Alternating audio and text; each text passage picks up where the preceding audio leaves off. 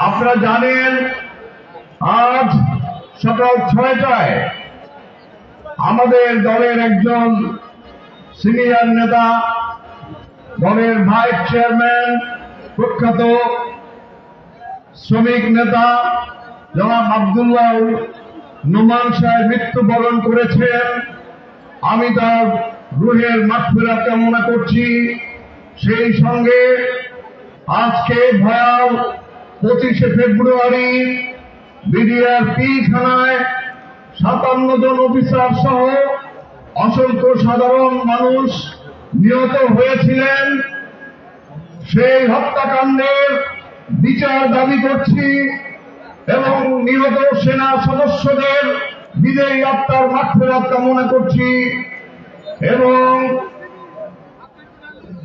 গত 17 বছর ফ্যাসিস্ট খুনি হাসিনা বিরোধী আন্দোলনে আমাদের যে সকল নেতা কর্মীরা শাহাদাত বরণ করেছে, গুম হয়েছে, নির্যাতনের শিকার হয়েছে, সকলের আত্মার প্রতি শ্রদ্ধা জানিয়ে এবং তাদের ত্যাগের কথা স্মরণ করে আমি আজকে যারা এই জনসভায় উপস্থিত হয়ে এই জনসভাকে জনসমুদ্রে পরিণত করেছেন, আপনাদের সকলকে নারায়ণগঞ্জ জেলা বিএনপির পক্ষ থেকে সংগ্রামী অভিনন্দন এবং শুভেচ্ছা জানিয়ে আমি শুধু একটি কথা বলতে চাই।